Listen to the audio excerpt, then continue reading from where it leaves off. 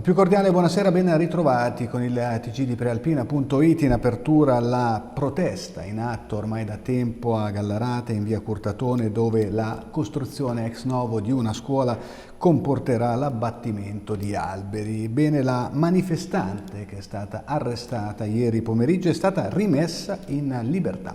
Tutti i particolari nel servizio di Fabio Pellaco. È stata celebrata questa mattina la direttissima nei confronti della giovane manifestante arrestata ieri durante una nuova protesta in via Curtatone a Gallarate. La ragazza, difesa dall'avvocato Mauro Straini, lo stesso che ha assistito Ilaria Salis, è accusata di resistenza a pubblico ufficiale ed è stata rimessa in libertà, ma dovrà comparire davanti al giudice per la prima udienza il prossimo 2 ottobre. Nel pomeriggio di ieri le forze dell'ordine erano entrate all'interno del cantiere davanti al quale i manifestanti del comitato Salviamo il Bosco proseguono il loro presidio contro l'abbattimento degli alberi nell'area in cui, secondo il progetto, dovrà sorgere una nuova scuola. Non sono mancati momenti di tensione culminati con l'arresto della giovane.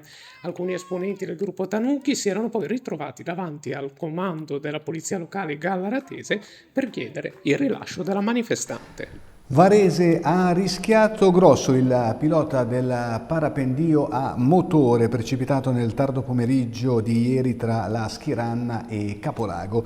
Dopo la paura, per fortuna il sollievo. Ci racconta tutto Elisa Polveroni. La paura e il sollievo, solo lievi ferite per lo sportivo quarantenne caduto ieri nel tardo pomeriggio con il suo parapendio a motore a Capolago. L'atterraggio di fortuna è avvenuto su un albero, cosa che ha attutito il colpo, evitando il peggio. Molti varesini dai balconi, dalla zona intorno al lago di Varese, hanno assistito alla caduta veloce del mezzo, come se questo fosse trascinato verso il basso da una spirale di vento, dando l'allarme e sperando in un miracolo. Un miracolo che poi è avvenuto perché il pilota in un primo momento non si trovava nemmeno. I soccorritori hanno notato solo la vela strappata su un albero e alcune parti del motore a terra. In realtà si è poi saputo che l'uomo in autonomia si era recato all'ospedale di Tradate per farsi curare, ferito ma non in modo grave. E rimaniamo a Varese, dove sono entrati nel vivo i lavori in via Borghi, al confine tra i quartieri di Avigno e Masnago, per il rifacimento della fognatura. Il cantiere proseguirà fino al 6 settembre e non mancano i disagi per gli automobilisti, dal momento che la strada, uno dei principali collegamenti con il vicino territorio di Casciago, è diventata a senso unico. Vediamo il servizio con immagini di Matteo Canevari di Agenzia Blitz. A Varese prosegue la lunga estate di cantieri che non riguardano solo le asfaltature. In via Borghi, al confine tra i rioni di Avigno e Masnago, infatti sono entrate nel vivo le attività per la riqualificazione della fognatura e il prolungamento dell'acquedotto. Salvo imprevisti dettati dal maltempo, i lavori si concluderanno il prossimo 6 settembre, con qualche disagio per i residenti. Via Borghi è infatti diventata a senso unico in direzione Casciago, mentre per il senso opposto occorre fare giro da via Caracciolo oppure dal centro di Avigno, tra via Saffi e via Carrano, per poi tornare su via Manin. Per quanto riguarda il trasporto pubblico, la linea urbana E raggiungerà soltanto il capolinea di via Oriani e non più quello di via Piatti, dal momento che il tragitto passava proprio da via Borghi.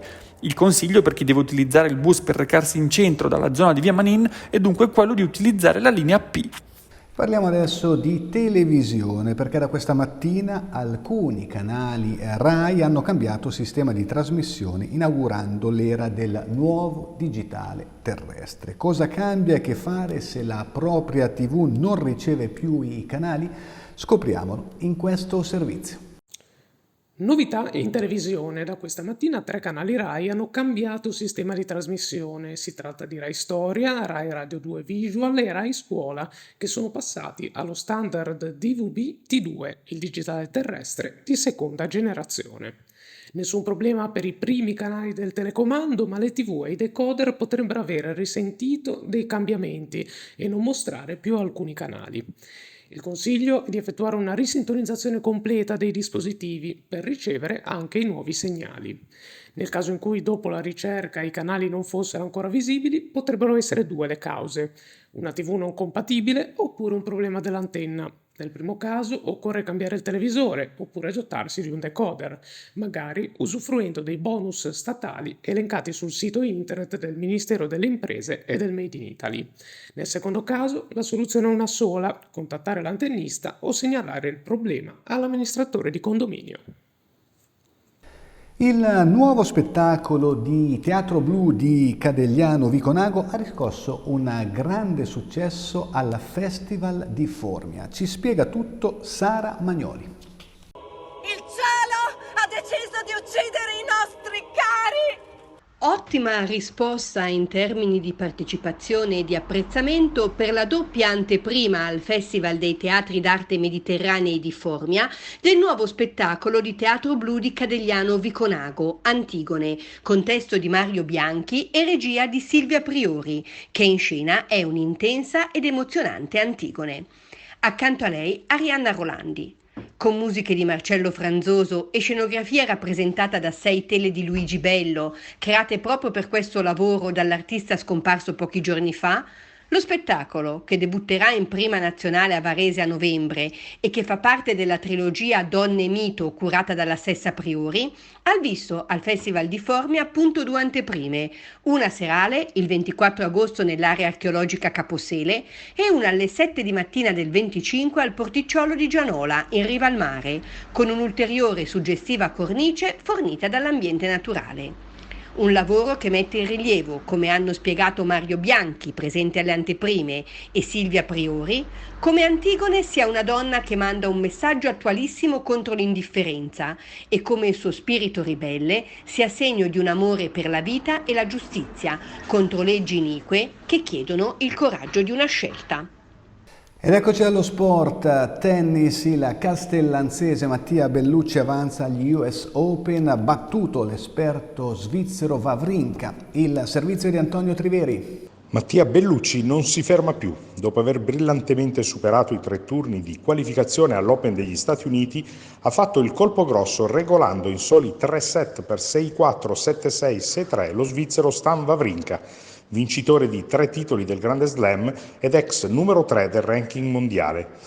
A New York il 23enne castellanzese, senza alcun timore reverenziale nei confronti del 39enne tennista di Losanna, scivolato ora al numero 178 ATP, ha preso fin da subito le redini dell'incontro grazie ad un tennis molto vario che ha mandato in tilt l'avversario. Ora Bellucci dovrà vedersela domani al secondo turno contro l'australiano O'Connell, numero 87 ATP, che ha battuto a sorpresa il cileno Jerry, testa di serie numero 26 del tabellone. La prospettiva è intrigante e un possibile derby azzurro al terzo turno contro il numero 1 al mondo Jannik Sinner. Ancora sport, raduno e primo allenamento ieri per il rugby Varese, obiettivo salvezza nel prossimo campionato di Serie B. Paolo Carbone. Archiviata, non per tutti però, la pausa estiva, è il momento di tornare sul campo, via l'infradito e spazio alle scarpe da rugby per un Varese che ha ripreso ieri la sua attività agli ordini di Massimo Mamo, al suo 3° anno sulla panchina biancorossa.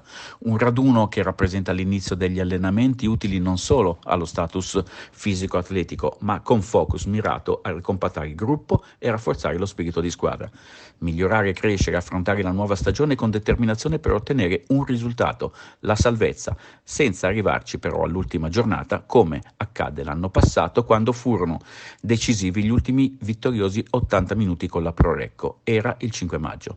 Oggi giocatori, Massimo Mamo e il suo staff tecnico hanno un primo unico obiettivo: arrivare pronti al 13 ottobre, data della prima giornata in Serie B. Per fare ciò devono ritrovare il ritmo preparandosi per la nuova stagione in 2 settimane di fatica prima di testare il campo. La prima amichevole sarà il 15 settembre ad Asti con Monferrato, poi sarà la volta del CUS Milano la settimana seguente, il 29 settembre, sempre con 2 gruppi seniores, la prima e la seconda squadra. Il terzo e ultimo impegno sarà invece separato, la prima andrà al torneo di Lecco e la seconda in esterna con il Parabiago 2, una settimana di riposo e poi via le danze col campionato di Serie B. Ed ora le anticipazioni di alcuni dei temi che troverete domani sulla Prealpina in edicola e disponibile sui dispositivi digitali. Ce ne parla il collega Marco Raimondi. Grazie Luca e buonasera. Sul giornale di domani uno speciale di 16 pagine curato da Paolo Grosso sui servizi agli anziani. La popolazione invecchia e Prealpina regala un'agile guida per affrontare il futuro senza troppe preoccupazioni. Ma è la cronaca che ci restituisce tutti i giorni notizie poco rassicuranti. Per questo pubblichiamo la lettera della figlia di 2 anziani truffati a Ternate. Si rivolge ai malviventi chiamandoli dannosi e pericolosi parassiti. Sulla Prealpina di domani il testo completo del suo sfogo.